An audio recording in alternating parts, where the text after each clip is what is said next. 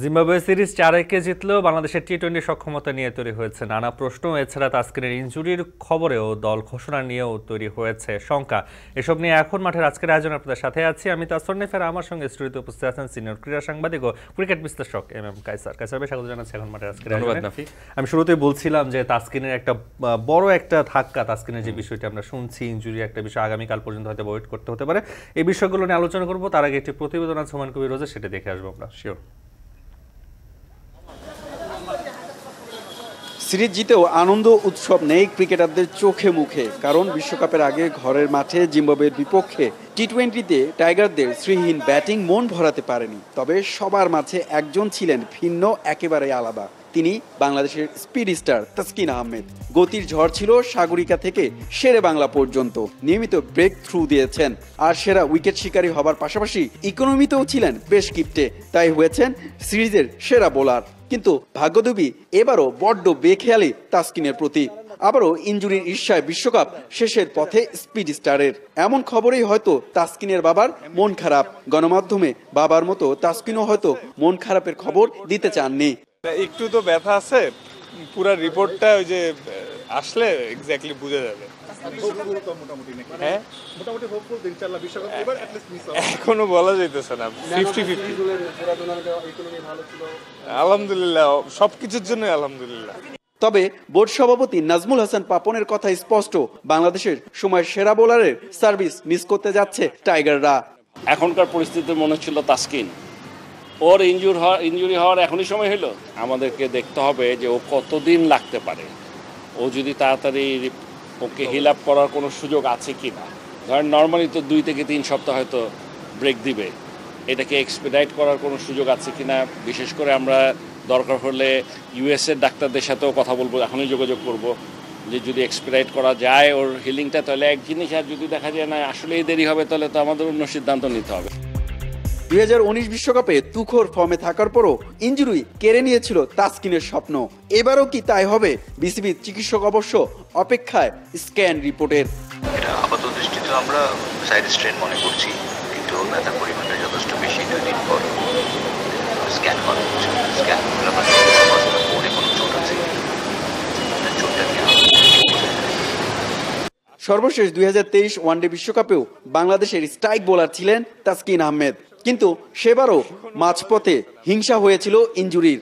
এবারও যদি ইনজুরির ঈর্ষা পেয়ে বসে তাসকিনকে, তবে সবচেয়ে বড় ধাক্কাটা লাগবে বাংলাদেশের পেস ইউনিটে। হুমায়ুন কবির রোজ, এখন, ঢাকা। আমরা প্রতিবেদন দেখছিলাম তাসকিনের যদি একটু যাত্রাটা একটু পেছনের দিকে যায়, বিশ্বকাপের পর 2.5 মাসের মতো তিনি বিশ্রামে ছিলেন। তারপর নিউজিল্যান্ড সিরিজও হোম অ্যান্ড অ্যাওয়েতেও তাসকিনকে রাখা হয়নি। এরপর আবার ফেরানো হয়েছে বিপিএল দিয়ে। এখন পর্যন্ত আবার আইপিএলও যেতে দেওয়া হয়নি, কিন্তু ডিপিএলে তাসকিন অনেকগুলো ম্যাচ খেলেছে। কি বলবেন তাসকিনকে নিয়ে? না, ডিপিএলে ম্যাচ খেলার কারণে যে তিনি ইনজুরিতে পড়েছেন বিষয়টা তা না। তিনি একটা ম্যাচ, তিনি যে ম্যাচে ইনজুরিতে পড়েছেন সেটা ফিল্ডিংয়ের জন্য পড়েছিলেন এবং সাইড স্ট্রেনটা তার হয়েছে এখন পর্যন্ত। তবে সার্বিক পরিস্থিতি যেটা জানা যাচ্ছে তাতে সুখবর খুব একটা নেই, কারণ তিনি নিজেই বলেছেন যে 50-50 একটা সম্ভাবনা রয়েছে। আর যখনই একজন ক্রিকেটার নিজে বলবেন যে 50-50 সম্ভাবনা, তখন কিন্তু আপনি -50টাকে আপনার একটু বেশি কাউন্টেবল মনে করতে হবে। আর তাসকিনের এই ইনজুরিটা, আপনি পেস বোলাররা কিন্তু সবসময় ইনজুরি প্রোন হয়ে থাকেন, ইনজুরিতে তারা পড়েই থাকেন, কিন্তু তাসকিনের জন্য একটু দুঃখ লাগছে আমার এই কারণে, কারণ যখনই বড় কোনো আসর আসে তখন তিনি কিন্তু কেন জানি ইনজুরিতে পড়ে যান। যেটা রিপোর্টে দেখলাম যে 2019, আমি সেই বিশ্বকাপটা কাভার করেছিলাম, 2019 বিশ্বকাপে তিনি যেতে পারেননি ইনজুরির কারণে। তখন মানে অনেক কেঁদেছিলেন তিনি। তারপরে ধীরে ধীরে সুস্থ হয়েছিলেন এবং বড় কোনো আসর আসলেই এ ধরনের একটা ইনজুরির মধ্যে, ফ্যাকড়ার মধ্যে তিনি পড়ে যান। তো আশা করছি এখন পর্যন্ত, যেহেতু স্ক্যান রিপোর্টটা এখন পর্যন্ত বলেনি যে তাকে কত লম্বা সময় ধরে আপনার বিশ্রামে থাকতে হবে, তবে সাধারণত এই ধরনের কেসে যেটা হয়, আমরা দেখেছি যে 2 থেকে 3 সপ্তাহ পর্যন্ত কিন্তু আপনাকে একদম সাইড স্ট্রেন যদি হয়, তাহলে প্রপার একটা বিশ্রামে যেতে হবে আপনাকে। এখন ক্রিকেট বোর্ড 20 দিন বাকি রয়েছে। আজকে যদি আপনি আজকের দিনটা যদি ধরে নেন, আপনি 19 থেকে 20 দিন বাকি রয়েছে বিশ্বকাপ শুরু হতে। এই সময়ের মধ্যে আপনি এত দ্রুত ডিসিশন ক্রিকেট বোর্ডকেও নিতে হবে, বা তার জন্য লম্বা সময় ধরে ক্রিকেট বোর্ড অপেক্ষা করবে কিনা। যদিও আমরা জানি যে এখন পর্যন্ত বিশ্বকাপ দল ঘোষণা হয়নি এবং আপনি 25 তারিখ পর্যন্ত এই দলটার পরিমার্জন করতে পারবেন। তারপরেও আপনি চেঞ্জ করতে পারবেন, সেটা যদি আপনার সিস্টেমের মধ্যে পড়ে। যথাযোগ্য যুক্তি থাকলে রাইট, যথাযথ যদি যুক্তি থাকে, এখন ক্রিকেট বোর্ড সেই সিদ্ধান্তটুকু নিবে কিনা সেটা একটা দেখার বিষয় রয়েছে। সবকিছু মিলে কিন্তু এক ধরনের একটা জটিল পরিস্থিতির মধ্যে পড়ে গেল বাংলাদেশের কি পেসাররা। অবস্থানটা নিলে আসলে মনে হয় একটু ভালো হবে, যে তাসকিনকে আসলে রেখে স্কোয়াড ঘোষণা করে তারপরে রিস্ক নিবে কিনা, আসলে এই ধরনের সিদ্ধান্ত আসতে পারে কিনা। এটার জন্য কিন্তু বিশেষজ্ঞর একজন কমেন্টসটা লাগবে। কারণটা হলো যে যদি ক্রিকেট বোর্ড মনে করে যে 2 সপ্তাহ বিশ্রাম নিলে, 2 সপ্তাহ মানে আপনার কিন্তু 14 দিন বিশ্রাম নিলে তাসকিন যদি ঠিক হয়ে উঠতে পারেন, সেটা কিন্তু আপনার চিকিৎসক সেটা জানাবেন, এবং তিনি যদি গ্যারান্টিটা দিতে পারেন সেরকম, তাহলে আমার মনে হয় ক্রিকেট বোর্ড একটা 50-50 এক ধরনের একটা সুযোগটা নিবে যে তাকে রেখেই হয়তো স্কোয়াডটা গঠন করবে। কিন্তু যদি দেখে যে না, এটা 3 থেকে 4 সপ্তাহ সময় লেগে যেতে পারে এবং তারপরেও এই ইনজুরিটা আবার অ্যাগ্রাভেট হওয়ার সম্ভাবনাটা রয়েছে, তখন হয়তো ক্রিকেট বোর্ড আমার মনে হয় না যে এই ধরনের কোনো ঝুঁকিপূর্ণ সিদ্ধান্ত নেবে। তখন তাদের জন্য কিন্তু আপনার নতুন একটা সিদ্ধান্ত নিতেই হবে। তাসকিনকে যেটা অনেক আগে থেকে দেখে আসছে যে মানুষের লম্বা রেসের ঘোরা, অনেকদিন যাবত ক্রিকেটকে সাপোর্ট দেয় বাংলাদেশ ক্রিকেটকে, সেই জায়গা থেকে তাসকিনকে ছাড়াই যদি বিশ্বকাপে যেতেই হয় বাংলাদেশের, সেক্ষেত্রে আসলে পরিস্থিতিটা কী হতে পারে? দেখুন, এই মুহূর্তে কিন্তু পেস বোলিং অ্যাটাক আমাদের যেটা রয়েছে, সেখানে কিন্তু আপনি এক অর্থে তাসকিন লিড করছেন। উদাহরণ হিসেবে আমি বেশি দূর যাব না, এই সিরিজটার কথাই বলি। আপনি 4টা ম্যাচ খেলেছেন, 8টি উইকেট পেয়েছেন, ম্যান অফ দ্য সিরিজ হয়েছেন। তো এমন একজন ইনফর্ম ব্যাটসম্যান বোলারকে ছাড়া আপনি বিশ্বকাপের মতো আসরে খেলতে যাবেন, নিশ্চিতভাবে সেটা কিন্তু একটা বড় ধরনের একটা মানে ব্যাকফুটে পড়ে যাবে বাংলাদেশ, এবং সেটা বাংলাদেশ দলের জন্য নিশ্চিত এই ধরনের একটা সিচুয়েশনে বাংলাদেশ দল কিন্তু এই মুহূর্তে পড়তে চায়নি। দলের অন্যান্য পেস বোলাররা যারা রয়েছেন, কিন্তু আপনি খুব ভালো ফর্মে থাকা একজন বোলারকে যদি মিস করেন বা যে কোনো ক্রিকেটারকে মিস করেন, তাহলে নিশ্চিতভাবে সেটা কিন্তু দলের জন্য একটা বড় ধরনের সমস্যার তৈরি অবশ্যই করবে। সো আমরা এইটুকু আশা করতে পারি এবং সেই সঙ্গে প্রার্থনায় বসতে পারি যাতে তাসকিনের এই ইনজুরিটা, তার যে সাইড স্ট্রেইন যেটা হয়েছে, সেটা যেন 2 সপ্তাহের বেশি তার সেরে উঠতে সময়টা না লাগে। সেক্ষেত্রে 2 সপ্তাহ পরও যদি তিনি আবার মাঠে ফিরে এসে ওভারকাম করে বিশ্বকাপের জন্য প্রস্তুতি নিতে কোনো ঘাটতি থাকবে বলে কি মনে হয়? আমার মনে হয় না। কারণটা হলো যে তাসকিন এর আগেও ইনজুরিতে পড়েছিলেন এবং ইনজুরি থেকে ফিরে এসে তিনি ভালো পারফর্মও করেছেন। সো তিনি জানেন যে এই বিশ্বকাপটা তার জন্য কতখানি ইম্পর্টেন্ট, এবং তিনি নিশ্চিত ছিলেন যে এই বিশ্বকাপটা তিনি খেলবেন এবং খুব ভালো ফর্মেও রয়েছেন এই মুহূর্তে। সো আমার কাছে মনে হচ্ছে যে তিনি যদি ইনজুরি থেকে ফিরে আসতে পারেন, তাহলে ইনজুরিটা যেন অ্যাগ্রাভেট না করে, সেই অনুযায়ী হয়তো তিনি রিহ্যাব বা সেই অনুযায়ী তাকে যেরকমভাবে আপনার ট্রেনার যে ট্রেনিংগুলো দেবেন সেটা তিনি করবেন খুব ভালো মতো করে। আশা করতে পারি যে তিনি যেন দলের সঙ্গে যেতে পারেন। ভাইয়া আরও কথা বলবো আপনার সাথে তাসকিনের বিষয়ে, বাংলাদেশ টিমের এই গঠন এবং টিম স্কোয়াড আজকের মনে হয় ঘোষণা করার একটা কথা ছিল, শুনছিলাম। সেই বিষয়গুলো নিয়ে আরও কথা বলবো। একটা বিরতির সময় আছে, এখন মানে নিচ্ছে একটা বিরতি, ফিরছি একটু পরেই।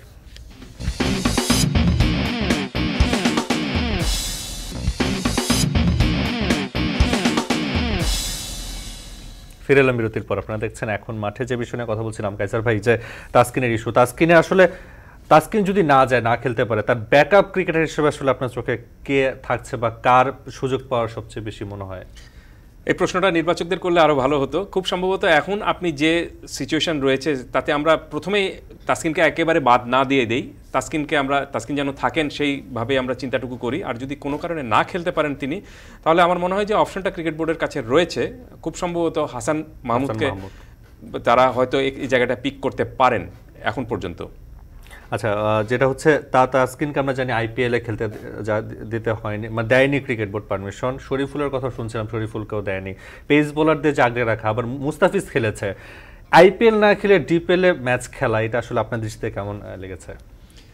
যে কোনো একটা আইপিএল খেললেও তিনি ভালো হতো, তিনি না খেলে ডিপিএল খেলেছেন, সেটা তো এরকম তাপমাত্রার মধ্যে, যে না এরকম তাপমাত্রার মধ্যে বাদবাকি সবাই তো খেলেছেন। সো শুধুমাত্র তারা না খেললে যে তারা একদম ফিট থাকতে পারতেন, সেটাও আমি মানতে রাজি না। আপনি যদি বন্ধ করেন, তাহলে আমার মনে হয় যে সবাইকে, কেউ যদি না খেলতেন তাহলে সেটা ভালো হতো। বাট এই পরিস্থিতির মধ্যেও তারা খেলতে বাধ্য হয়েছেন। কারণটা হলো যে আপনার আর কোনো স্ক্যাজুয়াল নেই। আপনি 2 দিন পরে কিন্তু আপনার বর্ষা মৌসুম শুরু হয়ে যাবে এবং তারপরে আপনি আর খেলার সুযোগটা পাবেন না। সো এই বাধ্যবাধকতা ছিল বলেই কিন্তু আপনি শুধু ক্রিকেট না, আপনি ফুটবলও হয়েছিল। সো এই বাধ্যবাধকতা ছিল বলেই কিন্তু আপনি খরতাপের মধ্যেও কিন্তু আপনি তীব্র দাবদাহের মধ্যে আপনি ক্রিকেট খেলতে বাধ্য হয়েছেন। এবং একদিক থেকে ভালো যে আমরা অন্তত একটু স্বস্তি পেতে পারি যে এই তীব্র দহনের মধ্যে খেলেও কোনো ক্রিকেটার কিন্তু ইনজুরিতে পড়েনি বা বড় কোনো ধরনের কোনো দুর্ঘটনা ঘটেনি, সেটা আমরা একটু স্বস্তিটা পেতেই পারি। আর সবচেয়ে বড় বিষয়টা হলো যে তাসকিন বা শরীফুল আইপিএলে খেলার জন্য ক্রিকেট বোর্ডের কাছ থেকে অনুমতি চেয়েছিলেন, তাদেরকে দেয়নি ক্রিকেট বোর্ড। এর অন্যতম একটা কারণটা হলো যে ক্রিকেট বোর্ড চেয়েছে তাদেরকে কিন্তু আপনার বিশ্বকাপের জন্য প্রিজার্ভ করতে। আপনি যাতে তারা বিশ্বকাপের জন্য একদম সুস্থ সবল এবং ফিট একটা দল নিয়ে যেতে পারে বাংলাদেশ। এবং এই কারণে কিন্তু মুস্তাফিজকেও আপনি চেন্নাইয়ের হয়ে সবগুলো ম্যাচে খেলার সুযোগটা তারা দেয়নি। আগে থেকে কিন্তু ক্রিকেট বোর্ড কিন্তু সিদ্ধান্তটা নিয়ে রেখেছিল যে তাকে 28 মে পর্যন্ত করবে, কিন্তু তারপরে কিছুদিন সময়টা বাড়িয়ে দিয়েছে, একদিন বা দুদিন সময়টা বাড়িয়ে দিয়েছে। এর আরেকটা কারণটা হলো যে মুস্তাফিজের কিন্তু এই ধরনের ইনজুরিতে পড়েছিলেন। আপনি এর আগে আইপিএল থেকে খেলে আসার পরে তিনি কিন্তু সরাসরি চলে গিয়েছিলেন কাউন্টি ক্রিকেটে খেলতে, সেখানে কিন্তু খেলে আসার পরে তিনি লম্বা এক সময় ইনজুরিতে ছিলেন এবং এই কারণে তিনি অনেক সময় জাতীয় দলের হয়ে খেলতে পারেননি।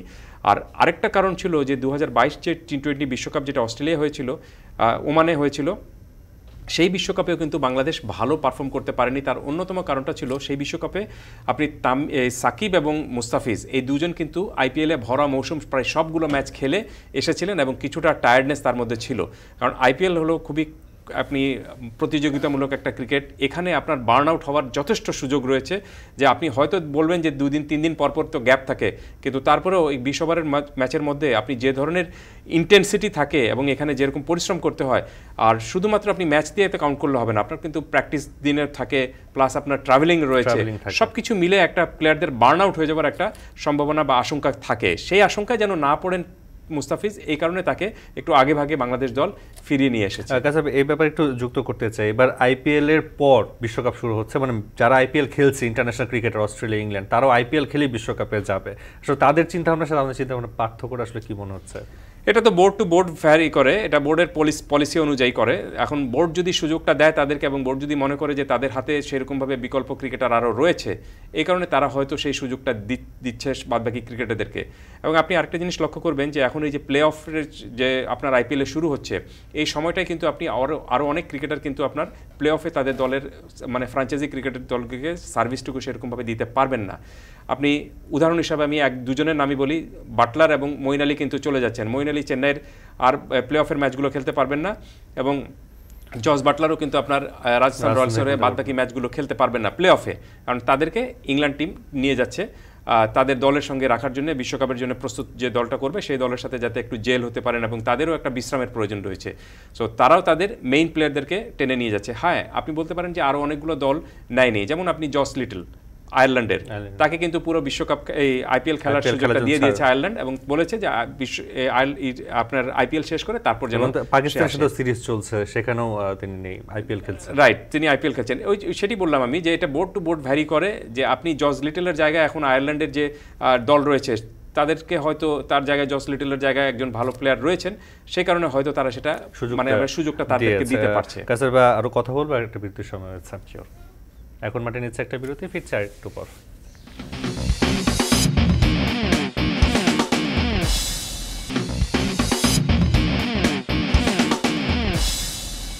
বিরতির পর আবার ফিরলাম এখন মাঠের আয়োজনে। কাসার ভাই, আমরা জিম্বাবুয়ে সিরিজ নিয়ে একটু কথা বলি। জিম্বাবুয়ে সিরিজে বাংলাদেশের বিশ্বকাপ প্রস্তুতি ধরা হচ্ছে এবং তারপরে যুক্তরাষ্ট্রের সাথে খেলবে, কিন্তু এই সিরিজটা নিজের হোম ভেন্যুতে শেষ প্রস্তুতি। কেমন দেখলেন প্রস্তুতি, আর জিম্বাবুয়ের সাথে কতটা ইফেক্টিভ হবে বিশ্বকাপে এই প্রস্তুতি নিয়ে কি মনে হয়? সিরিজ বাংলাদেশ জিতেছে খুবই কনভিনসিংলি, কারণটা হলো যে 4-1 এবং তার আগে যে 3টা ম্যাচে জিতেছিল টানা, সেই 3টা ম্যাচে কেমন কোনো মানে আপনার প্রতিযোগিতা বা প্রতিদ্বন্দ্বিতা হয়নি। আমরা ক্রিকেটের ভাষায় এটাকে বলি যে নো কন্টেস্ট ম্যাচ। সেই নো কন্টেস্ট ম্যাচ জিতে বাংলাদেশ কিন্তু সিরিজটা জিতে নিয়েছিল একপেশেভাবে। চতুর্থ ম্যাচে কিছুটা আপনার লড়াই হয়েছে, জিম্বাবুয়ে ফিরে আসার একটা সুযোগটা পেয়েছিল ম্যাচে, তারপরেও তারা 5 রানে ম্যাচটা হেরে গিয়েছে এবং শেষ ম্যাচে মানে তারা জানে যে সিরিজ হারিয়ে ফেলেছি আমরা, তো শেষ ম্যাচে খেলতে নামার আগে they played for the pride, nothing else.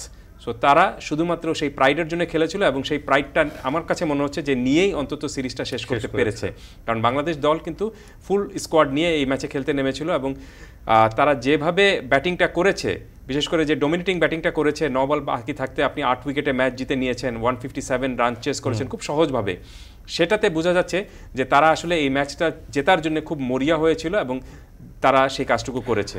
কাছে আমরা একদম শেষ পর্যায়ে আছি, তো আমি যদি জানতে চাচ্ছিলাম যে বিশ্বকাপের স্কোয়াডটা আসলে জিম্বাবুয়ে সিরিজের মতোই হবে না, কোনো চেঞ্জ দেখছেন? খুব ছোট করে শুনতে যাচ্ছে। না, আমার মনে হয় না যে খুব বড় কোনো ধরনের চেঞ্জ আসবে। একটা দুটো জায়গায় একটু কনফিউশন ছিল, যেমন লিটন আপনার সৌম্য সরকার থাকছেন কিনা, সেই তার ইনজুরির কেমন সেটাও দেখে ফেলেছেন ক্রিকেট বোর্ড এবং দেখে ফেলেছে যে আপনার যে তিনি ম্যাচ পরিস্থিতি কেমনভাবে খেলতে পারেন, হ্যান্ডেল করতে পারেন, সেটাও দেখা হয়ে গেছে। সো আমার কাছে মনে হয় যে জিম্বাবুয়ে সিরিজে যে দলটা ছিল সেই দলটারই ম্যাক্সিমাম আপনি এমন হতে পারে যে 13 থেকে 14 জন প্লেয়ার কিন্তু এখান থেকে আপনি নিতে পারেন। 1-2 জন হয়তো একটু ঝুঁকি পর্যায়ে রয়েছেন। কাদের সেই নামগুলো? খুব না খুব তানভীর তো থাকছেন না, আপনি রিশাদ থাকছেন, সাইফুদ্দিন থাকছেন, আপনি নিশ্চিত থাকতে পারেন এখানে। কিন্তু লিটন দাসের ব্যাপারে ক্রিকেট বোর্ড এখন পর্যন্ত বা নির্বাচকরা কি সিদ্ধান্ত নেবেন সেটা দেখার বিষয়। লিটন দাস আপনি গত 2 সিরিজে কিন্তু মোটেও ভালো পারফর্ম করতে পারেননি টি-20-তে, এবং এইবার এই সিরিজে তিনি বাজেভাবে পারফর্ম করেছিলেন দেখে কিন্তু শেষ 2 ম্যাচে তাকে কিন্তু এক অর্থে আড়াল করার জন্যই বিশ্রামের নাম দিয়ে তাকে দল থেকে নেওয়া হয়নি। এরকম একজন অফ ফর্মে থাকা ক্রিকেটারকে আপনি শুধুমাত্র অভিজ্ঞতা এবং আপনার উইকেট কিপিং করতে পারেন এই দোহাই দিয়ে বিশ্বকাপের মতো বড় আসরে নেওয়াটা ঝুঁকিপূর্ণ হবে নাকি লজিক্যাল হবে, এটা সিদ্ধান্ত নেবেন ক্রিকেট বোর্ড নির্বাচকরা। কাছের একদম শেষ পর্যায়ে আছে, আপনাকে অসংখ্য ধন্যবাদ আজকে আমাদের সাথে যুক্ত হওয়ার। ধন্যবাদ। এই ছিল এখন মাঠের আজকের আয়োজন। এখন টেলিভিশন ওয়েবসাইটে ভিজিট করুন www.ekon.tv, এছাড়া ফেসবুক দেখতে ভিজিট করুন facebook.com/tv.economy, ইউটিউব দেখতে ভিজিট করুন youtube.com/econtv।